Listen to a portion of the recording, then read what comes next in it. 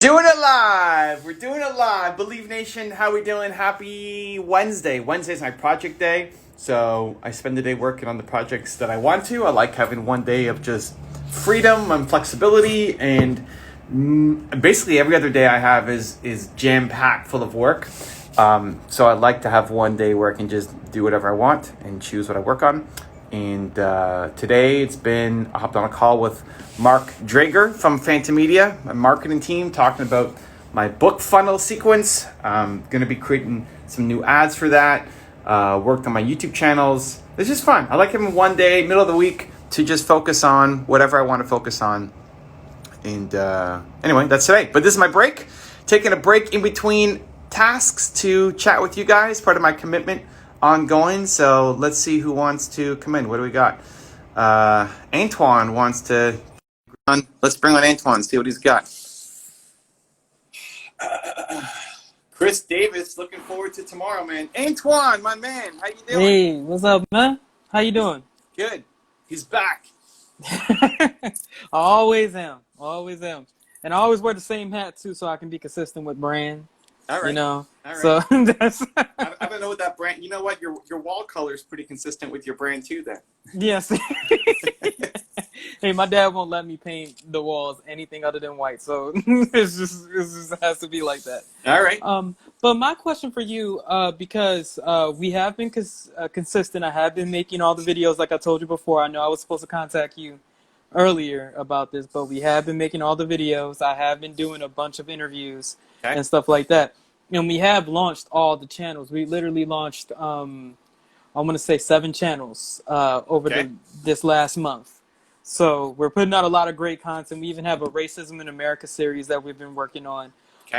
That we have new episodes come out every Thursday. So definitely check it out, guys, on Culture Coliseum. Quick plug in there. But my question to you, because I've been trying more to rely on my team. And I think this is something that me and you have spoken about in the past, but right now it's more of they're getting mad because I'm rubbernecking too much. Did you change your team? It wasn't last time, weren't you like at major odds with your team? Is it the same people? No, these are different people. Oh, so you got rid of those people, now you got new people. Okay. Yeah, because they ended up just wanting to leave anyway. We did the conversation that I told you about, and I said it's just best for us both to change, to go different directions. So this team is a new team? Like, how long have they been with you? Some of them are the same people that were with me. It's just like 5 different people left. So these are just some different people that came with me, and we right now have a team of 26 people. Okay. Mm-hmm. And they're all spread across graphics, production, creative, marketing, and business. All those different departments that we have right there. Okay. So right now, what I'm trying to stop doing is being like the rubberneck. They're getting mad at me for doing that because they're like, hey, Antoine, that's my job. Let me do my job. You know, like, Antoine, this is this. And I'm trying to figure out, I do trust these people, but I think it's just what I've done in the past. It's kind of like a change. I'm trying to change my mindset. Okay. So that are they doing the job? Yeah, they're doing the job. Okay. Yeah, they're doing the job. They're doing the job actually really well. So you're going in and doing what? You're just doing the job for them? You're reviewing them as they do the work? Like, what are you, if they're doing a job, what are you doing? Basically what I'm doing is just going in and reviewing some of the work or something like that. So instead of like telling them, hey, you might need to correct this or try to get somebody to handle this other thing. Like, for instance, to give you a good example of it, a lot of times they don't want me to touch editing because they feel like where we are now, I need to be more focused on business development, trying to get us more clients to come in and just try to develop the channels a little bit more and stuff like that. So like they have gotten mad at me probably over the last couple of weeks because if we needed something edited and communication wasn't clear on that and something did not happen, I would jump in there and I would automatically go in there and edit the video and put it up there. And they're like, Antoine, you have somebody to do that. Why are you doing that? So that's an example of the scenario of what I'm going through. Are you a better editor than them? Actually, they're a better editor than me. Okay, so That's just the funny speed. part. Like, why did you give it It to was them? yeah, it was a speed thing. It was more about like it was a communication thing too, because I was telling them, hey, this is the deadline, this is when we need to have it done, but then no one was getting checked upon to get that done, and then I was like, I gotta go in here and just hurry up and do it so we can meet the deadline, so we can be consistent on the content that we're putting out already. Okay, there's something missing in the story though. So Okay. so so they're only saying, hey Antoine, we want you to grow your business hmm so that we have more work. Like, what's in it? What's the selfish part? The grow your business is great. That's for Antoine. But what are Yeah. they feeling? Do they feel like you're not trusting them enough? Do they feel like you're stepping on their toes? Do they feel like Yeah, they don't is have enough that. responsibility? Like, it, It's it might be under like, hey, we want you to grow the business, but mhm. what they're saying is get out of this. Yes. We want to Yeah, work on it. basically if I was in the kitchen cooking or something like that, and if my mom was cooking something in the kitchen and I jumped in there and started throwing ingredients in there and stuff like that, and she's like, listen, you ain't got to do that. Get the hell out of my kitchen. Just But keep pushing me out of there. are you slowing them down? No, it's more of they want to be able to handle the responsibility like you were saying, and they want me to be able to trust them in being able to do their jobs. So if something were arise or a problem would arise, let them handle it. Don't like they would say, "Hey, let us know if there's a problem that's happening, but trust us. You put us in these positions. Trust us to be able to do what we need to do. And if we're not doing it, then we just need to find somebody else to put into that position." Okay, so take that last scenario where you needed to have something edited last hmm minute. Yeah. Can you call on them and say, hey, I need this done by tomorrow? And would they No. do it? Yeah, they would. I just didn't do it, and So that's the part that so why didn't you call messed them? them up. I don't know. It's just one of these things where I'm still kind of feeling the stuff that we were talking about before, where like I think I'm being a little bit too nice, and I'm not being like, "Hey, this is what you have to do." And instead of, I keep thinking that that's what service leadership is that I'm supposed to be serving them. So if there's something that just wrong, like let me handle it if I got time to handle it. You know what I mean? But if there was time that I didn't have to handle it, that's when I would try to contact them. Okay, but now it's like we're still missing something. So Okay. you don't want to call them hmm and basically force them to do something last minute Yeah. because you're worried that they're going to be upset and that they have a weekend or that they have something else planned and now you're kind of stomping in love with that and you think that's being a Exactly. good servant leader. Okay, great. hmm I get that. But on the other hand, you're saying they're coming to you saying you're not giving enough trust and responsibility. hmm So which one is it? It's a little bit of both, honestly, because I'm kind of okay. I'm gonna be real. I'm kind of Let's go. Come scared. on, man. We've been waiting on the reel. You've given me all this fluff. Like, come on, dude. Okay. There's something more to the story. Jesus Christ, Okay. Antoine. By now So you should know we me. got to be real from the go. So Okay. here's my thing. Still, with these guys, they do really good work. Uh-huh. I'm trying to develop more trust into them, but I'm scared of like, hey, listen, this needs to go out within the next 24 hours. We need to get that done. I'm scared to really come to them and be like, hey, I need you to get that done for me. You I know what I hear that. mean? But I'm they're scared. but they're not coming to you to say, hey, Antoine, give us this last minute hmm thing and stress us out at night. Yeah. Like they're not coming. They're telling you that, hey, Antoine, give us this last minute project. We're No. pissed that you're doing. So what did they come? What are they actually pissed off about? So it's just more for them because they keep feeling like me as a leader, there's certain tasks that I shouldn't be doing if there's something that needs to be done. Contact them before I need to do it, but I'm afraid to contact them because I'm like, hey, listen, I need to get this done or something like that. And I don't want to scare them off and being like, hey, this always happens. Now I'm leaving and all this other, you know what I mean? But it's still like, what are they, there's no way all of them are coming to you saying, Antoine, Mm-hmm. we really want you to grow your business. We care Mm-hmm. about you as a leader, and you're doing the wrong tasks. No, it's really the exec board. My leaders that are in the company, not the lower level people. My leaders that are in the company. Like for Okay. instance, my marketing person who might be watching this. So I'm trying to keep my. Let's go. Hey, marketing is about authenticity. This is hmm Antoine being real. He's going to Okay. stop hedging and give us the real truth right now. All right. So my marketing person, she's a great girl. She's very very smart, but also at times when I'm giving her certain protocols to do, she wants to do things more of her way instead of doing things in the protocol way that I'm telling her. Like, hey, Okay. this is the where you should put the hashtags. This is how you should have the description and stuff like that. And in the past, instead of really telling her this, I would go in there and change it, and then she would text me back, say, hey, was there something wrong with my hashtags? Okay. Was there something wrong with my There we go. description? Okay, so you're And stuff stomping like on their that. work is what you're doing. Yeah. They're not pissed that you're taking some midnight project to get a video up on tomorrow. They're pissed that you're looking at their stuff, just fixing it, not telling them what's wrong with it or why it needs to be better. And they like their version of it, and you're not giving them the training they need. Yeah. There we go. Okay, well, that's Yes. different. So now you need to figure out, one, like, is your way better or not? Right? True. So that's why I asked you, like, are you a better editor than them? Or do you see something that needs to be tweaked because you've done it more, you have the pattern recognition more, you know what the clients need more? They should always be open to feedback, right? Like if you have somebody on your team who isn't open to feedback, that's going to be a problem. Like if somebody's always giving you attitude for giving them suggestions on how to make it better, at the end of the day, it's your company. You get to make the decisions. You have to have a team that respects, your opinion for what's going on. But inside of that, you got to make sure that you're actually picking on the right things.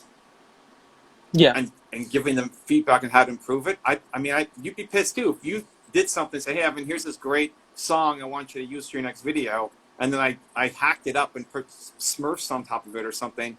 You'd be kind of pissed off, like, what are you doing, man? Like, you want, like, how about you give me some feedback, and how do I make it better for the next time, right? So that's on you to explain what you're doing, what the thought process is, what they don't see the big picture, right? It's always your job as a leader to show them how this fits into a bigger picture so they can do better the next time. But doing a massive audit on yourself to say, does it even matter? Like this thing that I'm picking up, does it even matter? Yeah, and I think Blocked that that for a second. that's what I You was there? Okay. realizing too. I'm good. I was saying, and I think that that's what I was realizing too whenever I was really trying to analyze the situation is that, am I nitpicking on things that don't really need to be nitpicked on? Like, am I touching on things that like, oh, well, that's not really that important, and I'm just doing it because the perfectionist side of me is coming out, and I need to keep that in check and need to realize when you're working with a team, that's not how you work with a team. Yeah, I mean, you have some rules that you set, some standard procedures that you set, and you got to think if the person who's coming on underneath you is just doing what you told them to do, then you set training, you set guidelines, and you go. And then all they have to do is make sure that they're actually just following instructions, following orders. If you're bringing on people who are better than you, then you have to be open to creativity and ideas. And, hey, Antoine, I know you want it like this, but I think we should do it like this. Here's some suggestions. And you have to create that dialogue. Like if they want to make a tweak or something that's off standard, you guys should talk about it and give feedback on it. Because maybe what they're doing is right, but maybe it's wrong and they don't understand the big picture of where you're trying to go and what the clients will say or do. And so you have that conversation. And the weirdest part, because, and I agree. These people that you're bringing on. Okay, go ahead. Oh, sorry about that. I was saying, and the weirdest part is that, and these people they're smart, they're incredible. They can get things done really, really quick. They're always on their job. They're always ready. And it's just me, like, I'm trying to get out of my own head because I'm thinking to myself, like, I look at one thing and I'm like, oh, that's really good, but okay, I'm gonna go in there and change that. Or, oh, that was really cool. Yeah, so it is disrespectful on my part to be doing that type of stuff. You need to one, self-check yourself to say, does this matter? Like, is this where you should be spending your time? Is this the thing that I want to pick on? And some things will be a yes, and some things should be a no. You should move that line of what you're actually going to get involved in. Because as you step up to manage a bigger company, you can't be in every single tiny little decision. So does this thing matter? That's not what they're getting pissed off. They're getting pissed at how you handle the situation, which is you just go in and do it, without talking to them. And Mm-hmm. so step two is now, yes, this matters. Great. If it doesn't matter, great. You just do it. Yes, this matters. You need to have a conversation to explain why it matters. That's the training, To so that they explain that. see why it matters. And then work with them to say, hey, try doing it like this. Like, I'd like to see it, like, put the title here, make the thumbnail like this, make the edit like this, to teach them the skills. So now you're a mentor guiding them to create better content for your clients, as opposed to an authoritative boss who's just going to come in. And even if you're not saying your work is crap, you're basically saying your work is crap because I'm going to come in and fix it myself. Mm-hmm. And I know that Does that make sense? because I've tried talking to them. Yeah, it makes sense. I know that I've tried talking to them about it in the past, and when they get mad over it, they put it in the terms of, hey, we don't want you working on too many things because you already have a bunch of people who call you or hit you up about this, hit you up about that, about certain things that we might be doing. So you don't need to always be working on that stuff. But I think honestly, their feelings are kind of getting hurt by the fact that I'm not instructing them. Like you said, I need to be the mentor instead of trying to over like perfect everything that they're doing. If they're getting mad about it, then it's a communication issue with you and how you're approaching it. Mm-hmm. And they don't understand the bigger picture. They don't see the big picture. They don't see how this is right. Mm-hmm. So that's on you to explain it. Yes, Like, and it's I just haven't did communication. the best job doing it. I haven't done No, the I best know. job doing it. Yeah, for sure. Yeah. But that's no, but that's okay. Listen, dude, who's a good communicator when they first start managing a team? Nobody. So these are the lessons that you learn along the way. You can even, what I would do is even approach them and say, hey, I realize I've actually been kind of a crappy leader in this, and I've been stepping on your toes, and I feel bad about it, and I want to try to make it better.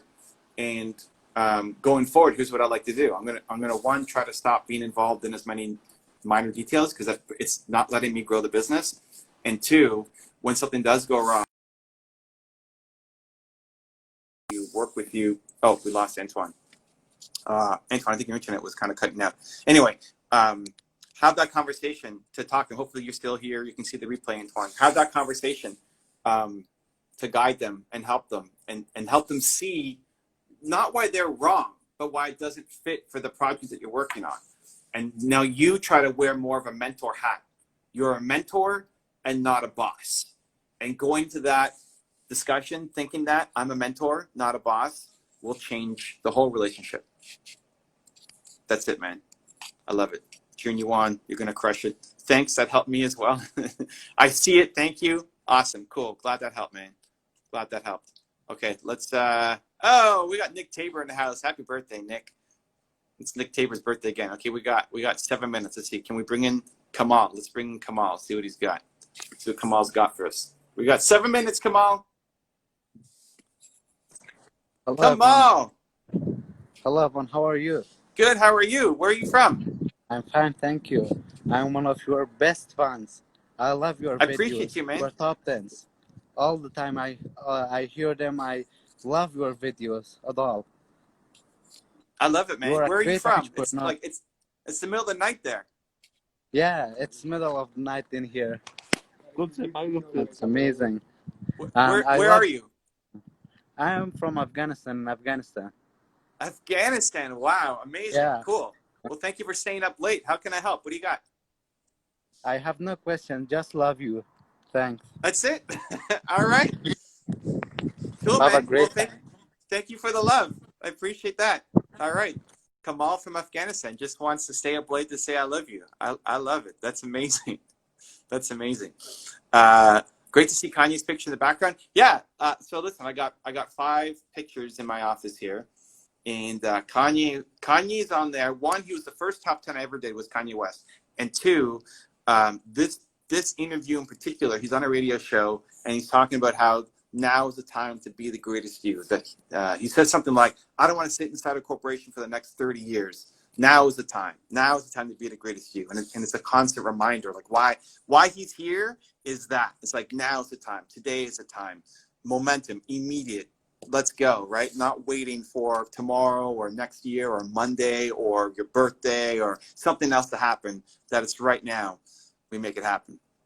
Okay, let's get to a few text questions. Pop them down below.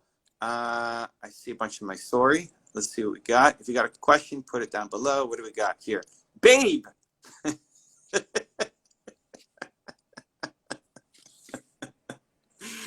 All right, I love it. Great, thank you, Anush. Anushi writes. I appreciate you. Appreciate the love. Appreciate the love. That's amazing. Okay, so what do we got? Giovanni wants to come in. Let's bring in Giovanni. Giovanni, we got 5 minutes. Where's Giovanni? Giovanni. Yo, it's good. Oh, good, man. Where are you from? From Fountain Valley, California. Cool, man. I love it. Yeah. What do you got? How can I help? So just question today. Cause I know you're like what is it called? I recently started following you on Instagram from a podcast. I think it was the Wolf on Wall Street podcast. Okay, and that was a fun one. Yep. Yeah, and I'm kind of like I'm an entrepreneur myself. I'm trying to get out there, and I just I messed up a few times, and I'm trying to get back on my feet. I was just wondering if you can give me any tips on What are you selling? I'm not trying to sell yet. I'm just trying to I have a lot of money coming in, and I'm just asking what do you think I should do with it? Like, do you think I should, really seriously like save half of it and invest it, or? Is there, you have a lot of money coming in from your business or from something else? Well, I'm just getting from something else. It's for a student, because I'm only 20. I only have about 4 to 5. I'd say that's like my starting capital. Like. So listen, I hate spending money until I'm making money, personally. So you could take that money and dump it into a business, but chances are it's going to fail because you don't know what you're doing, because the first time out, you've had some losses before. What I would do, me personally, is I would save it. I would invest it. Personally, for my savings, I put half of my money into Facebook and Amazon, and the other half into just index funds that track the market. And I'd be looking at trying to build my business. Like if you had a couple of failed startups, awesome. I mean, that's totally normal. Try to figure out what the thing is that you could fall in love with and do well at. And try to make money doing it first before you ever invest a lot of money into building that business up. Like if you can, don't put money in the startup phase, put money in the expansion phase. Okay. Make sense? Yeah. Thanks, cool. Man. All right. Good luck. Good luck, Giovanni. I love it. It's amazing. I like the rapid fire. This is great. Okay, super quick. Let's bring in Isam. Isam, we got 3 minutes. Isam, waiting on Isam. Babe, that was my favorite comment of the day. It's a question. It's hilarious. Isam, let's go. Hey, hello. I can't see you. Huh? I can't see you. Sorry, my network is a bit off. Like we have one of the worst networks in the globe. You have one of the worst networks in the globe? Where are you from? Yep. I'm from Algeria. Algeria? That's amazing. Well, yes. I can hear you, but I can't see you. So let's go. Give me your question. What do you got? So my question is, like, first I wanna say like I'm really thankful because I've been following you now for 5 years or so. 5 So years. I consumed a lot of your content. So I really like how you grew through the years. I really appreciate that. So my question is, I'm in my final year of my PhD, okay, and I'm doing like some. Oh, we lost him. Oh, come on now. That sucks. I just heard final year PhD and then I couldn't hear anything else. Could you guys see him? I couldn't see him. I can only hear him, but then he got cut off. DM me and say, I got cut off. What are you going to say that I see it? DM me. If you're still here, DM me and put like Algeria got cut off, like in the first message. And then write down what your message was. Oh, you know what? Put your question. Forget the DM. Put your question. I have my question of the day, right? Scroll back in my stories and look at the question box. Put your question in there and put PhD like at the start, and I'll know it's you, and I'll make sure that I answer it. Anyway, Alex is saying it's the best. Okay, let's see. We got 1 minute left. What kind of text questions do we have? Hey, I'm a first-year design student, and I want to start a clothing brand. What advice do you have for me? Start. I wouldn't spend money on the actual clothing. I would just work on the mock-ups and then connect with people who could potentially distribute it for you, who could sell it, who have an audience, and design around them, plus what you love making, and do pre-orders and then start selling. Start selling. One last question, because I got to go. Tell us some growth hacks for Instagram. Post every single day content that you think is missing, content that you would subscribe to yourself. Fire content every single day. Mixture of posts and videos. Post 3 to 20 stories a day. Your life, lessons learned. Like, tell me how you see the world that's different, that I can learn from. You see the world different. Don't just show me, what you're eating for lunch. Like, take me on a tour of the world that you see. When you watch a video, or when you step into a new environment, or you look at a tree, or whatever it is, explain it. Teach me something. Let me get inside your head to think the way that you think. And then start paying attention to hashtags. It's going to be one of your fastest ways to grow organic on Instagram, assuming you're posting daily and your content is fire. Guys, appreciate you. Thanks for the love. I'll be back again tomorrow, 2 o'clock. Have a great Wednesday. Continue to believe, and I'll see you tomorrow.